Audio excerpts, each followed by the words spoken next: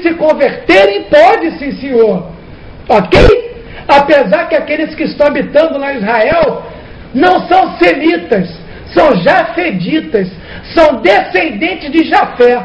86% são judeus askenazes, descendentes de Askenaz, que era neto de Jafé, porque está escrito na profecia de Noé, em Gênesis 9:27, que os filhos de Jafé habitariam nas tendas de Sem. Sem é de onde descende todos os patriarcas, Abraão, Isaac, Israel, ok? Os descendentes de Jafé não são semitas, são jafeditas, e são eles que estão habitando em Israel. Isso é matéria para um outro estudo. Então hoje Israel sionista é habitado por quem? Por judeus askenazes, que são descendentes de Jafé, não são descendentes de Sem, não são descendentes de Abraão, ok? 86% askenazes e 14% são judeus sefardins, são edomitas, são descendentes de Esaú. Bom, já deixei uma pulga atrás da sua orelha, vamos falar sobre isso com calma para vocês, ok? Porque Gog e Magog não tem nada a ver com nações estrangeiras invadindo Israel. Gog e Magog são falsos judeus que já invadiram Israel. Meus irmãos, isso é muito sério. Isso é a quarta trombeta. Quando você vê lá em Apocalipse, na quarta trombeta, anota aí, pega papel e caneta. Lá na quarta trombeta em Apocalipse, no versículo 12, diz que iria escurecer o sol, a lua e as estrelas, não é isso? Que iria escurecer? Simbolicamente falando, você sabe quem é o sol, a lua e as estrelas? Você não sabe? Vamos lá em Gênesis, deixa marcado Êxodo 31 e vamos lá em Êxodo 37. Êxodo 37, aí um pouco atrás. Você vai saber o que é o sol, a lua e as estrelas. E você vai saber a guerra que vai acontecer entre o Oriente e o Ocidente na quarta trombeta. Antes da vinda, presta atenção, antes da vinda do oitavo. Você está percebendo quanta coisa tem que acontecer, meu irmão? Antes da vinda do oitavo? Você está percebendo? Vamos lá. Gênesis 37, versículo 9. Vamos ler. E tendo ainda outro sonho, José teve um sonho, ok? E tendo ainda outro sonho, e o referiu a seus irmãos. Isso foi o que motivou a inveja dos irmãos de José. Por isso que eles venderam José como escravo para o Egito.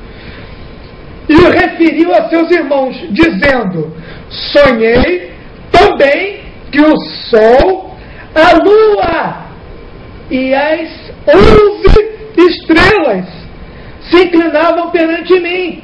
Versículo 10. Olha a Bíblia explicando para você o que é o sol, a lua e as estrelas. Lá da quarta trombeta em Apocalipse 8, versículo 12. A Bíblia vai explicar para você, não sou eu.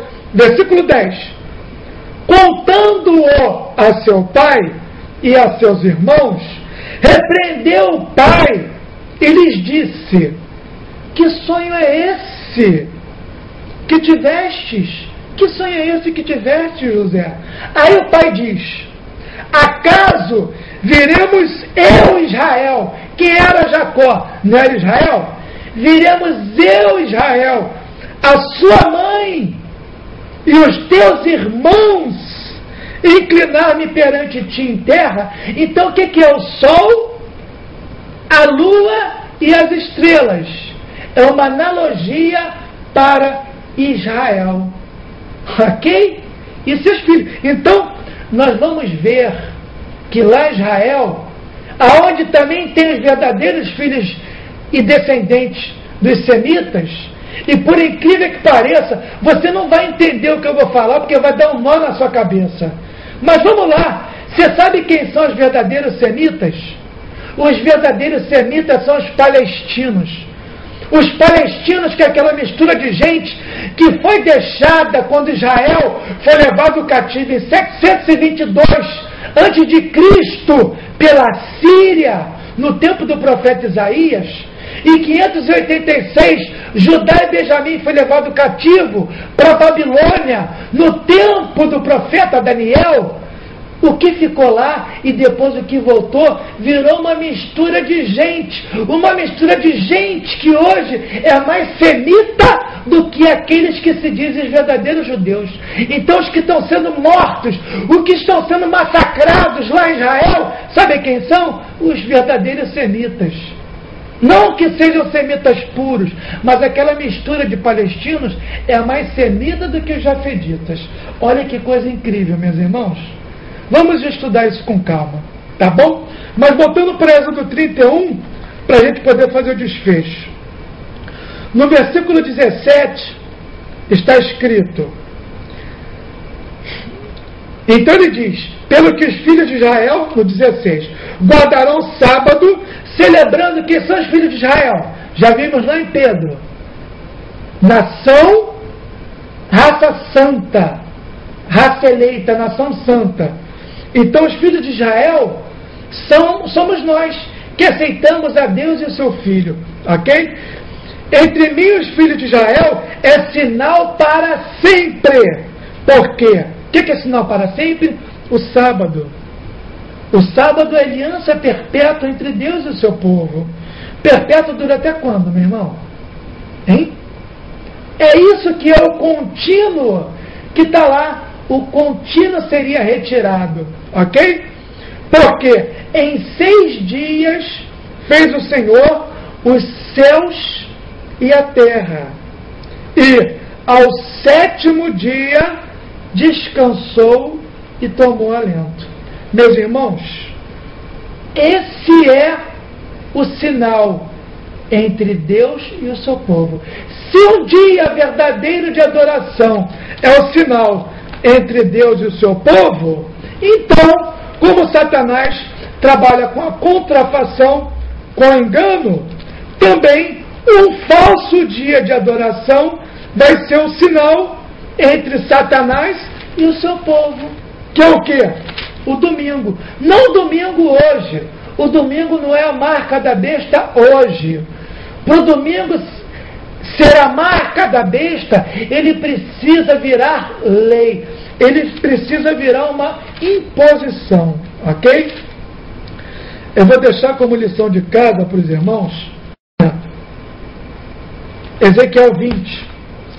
Ezequiel 20 mostra claramente para todos nós qual é o sinal entre Deus e o seu povo. Ezequiel 20, versículo 12. Está escrito: também lhe dei os meus sábados para que servissem de sinal entre mim e eles, entre Deus e o seu povo, para que soubessem que eu sou o Senhor quem os santifica. Você quer ser santificado por Deus? Você quer ser cheio da presença de Deus para poder resistir ao desafio dos últimos dias? Então, meu irmão, você tem que fazer que nem está em Ezequiel 20, versículo 12, perdão, e também Ezequiel 20, versículo 20.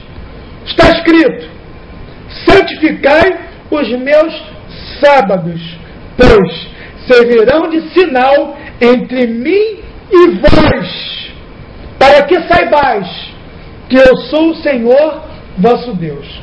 O sinal entre Deus e o seu povo é o verdadeiro dia de adoração instituído lá no Jardim do Éden. E o falso dia de adoração é Satanás, através da sua igreja apóstata e através do papado, mudando os tempos e a lei e dizendo que o verdadeiro dia de adoração é o domingo.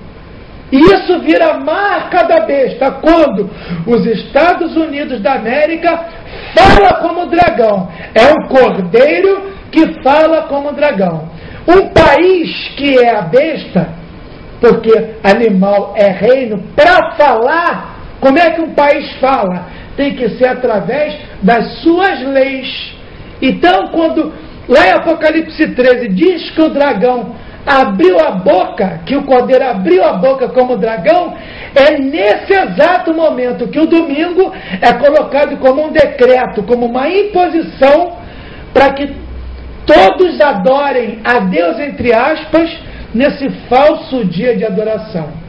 Meus irmãos, esse é o último sinal antes da grande tribulação. Ok? Agora nós vamos, para finalizar, responder algumas perguntas que os irmãos nos fizeram. Ok? Bom, primeira pergunta. Está assim. A pergunta chegou para mim dessa maneira. Meu irmão Fernandes, o que precisa acontecer antes de vir o oitavo? Antes de um demônio se apresentar ao mundo num corpo supostamente ressuscitado. Bom, eu queria que os irmãos abrissem em Apocalipse 9, versículo 1. Apocalipse 9, versículo 1. Está escrito: o quinto anjo tocou a trombeta e vi uma estrela caída do céu na terra. Meus irmãos, qual foi a estrela que caiu do céu na terra? Hein? Que arrastou um terço das estrelas do céu. Quem foi essa estrela principal? Não foi Satanás? Bom, e foi-lhe dada a chave do poço do abismo. Foi dada a essa estrela a chave do poço do abismo. Bom, vamos abrir mesmo em Apocalipse. Apocalipse 1, versículo 18. Apocalipse 1, versículo 18. Jesus diz: aquele que vive, estive morto, mas eis que estou vivo pelos séculos dos séculos, e tenho as chaves da morte e do inferno. Quem tem as chaves da morte e do inferno? Jesus Cristo. Ok?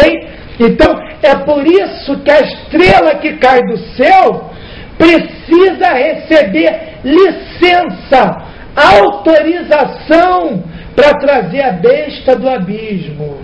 E o que é abismo?